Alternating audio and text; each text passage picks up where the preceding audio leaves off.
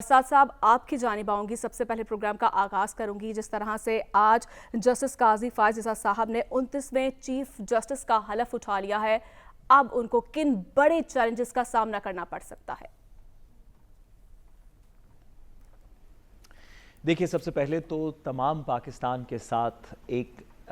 साथ मिलके तमाम पाकिस्तानियों के साथ हम आवाज़ होके एक नए अज़्म, एक नए वक्त, एक नए जुडिशल दौर के लिए हम न्यू चीफ जस्टिस काजी फायज़ साहब को बहुत बहुत मुबारकबाद देते हैं और उम्मीद करते हैं कि उनके वक्त के अंदर ये जो अगले 13 महीने का जो वक्त है जिसको काजी फायज़ साहब की कोर्ट कहा जाएगा,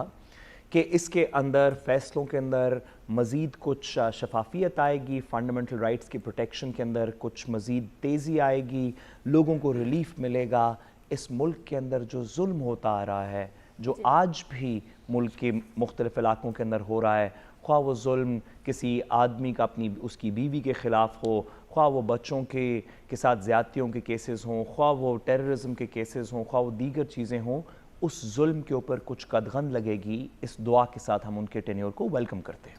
जी, ठीक है। जो दूसरी और ज़रूरी बात है, आपने जिस तरह कहा कि उनके लिए सबसे बड़े चैलेंजेस कौन से दरपेश होंगे,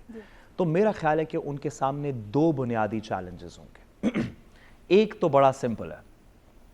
काजी फायज़ साहब एक ऐसे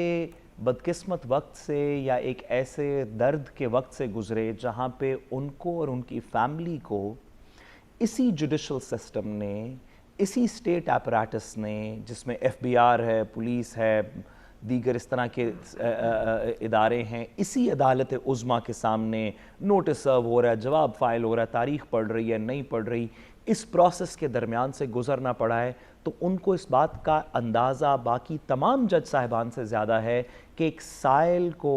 कितनी दिक्कत दरपेश होती है इस जुडिशल सिस्टम के अंदर, इस जुडिशल सिस्टम को फेस करते हुए, इस जुडिशल सिस्टम में कुछ इंसाफ लेते हुए।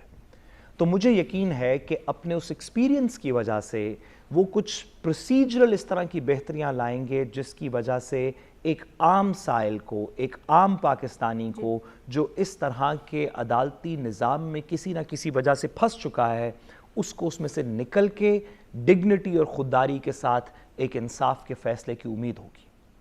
दूसरा बड़ा चैलेंज जो कि मेरा ख्याल है कल सुबह से ही शुरू हो जाएगा, वो ये है कि जस्टिस काजी फायज़ साहब एक ऐसे वक्त पे सुप्रीम कोर्ट के चीफ जस्टिस बन रहे हैं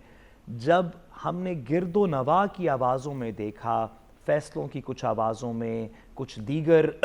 इवेंट्स की आवाज़ों में, कुछ लोगों की प्रेजेंस से, कुछ लोगों की एब्सेंस से हमें पता चला कि जुडिशरी के अंदर बहुत बुनियादी इश्यूज़ के ऊपर, जैसे कि प्रैक्टिस एंड प्रोसीजर्स का कानून और जुडिशल पावर की बात है, बड़े बुनियादी इश्यूज़ के ऊपर हमारी सुप्रीम कोर्ट में एक से ज़्यादा मौक़िफ़ पाए जाते हैं जो तमाम कानून और आइन को अपने तरीके से इंटरप्रेट करते हैं।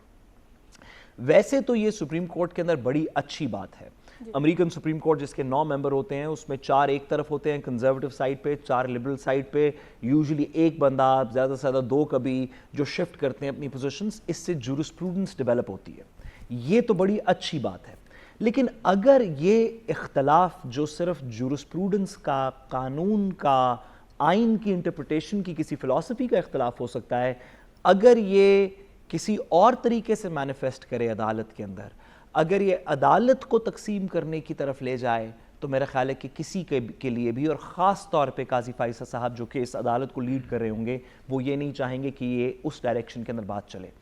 तो ये दो बुनियादी चीज़ें, एक साइलिन के लिए कुछ बेहतरी करना, उन्होंने खुद देखा है कि सिस्टम के अंदर कैसे फंस जाते हैं लोग, और दूसरा अदालत की क्रेडिबिलिटी को किसी तरीके प्रोटेक्ट करना। ये एक ऐसी अदालत है जिसने ऑर्डर दिया कि इलेक्शन हो जाए तो इलेक्शन नहीं हुए, जिसने ऑर्डर दिया कि फलां के खिलाफ हम कार्रवाई करेंगे तो कार्रवाई नहीं हुई। ये एक ऐसी अदालत है जिसके अंदर डिविजन्स हैं जुडिशल आइडियोलॉजीज़ की। इसको किसी तरीके क्रेडिबल बनाना उनका दूसरा सबसे बड़ा इशू होगा, और मुझे यकीन है कि वो अपनी तमाम तर एनर्जीज़ के थ्रू बहुत ट्रांसपेरेंसी से आइन और कानून के मुताबिक ये दोनों ऑब्जेक्टिव्स अचीव करेंगे। जी, अचीव करेंगे, बिल्कुल साहब।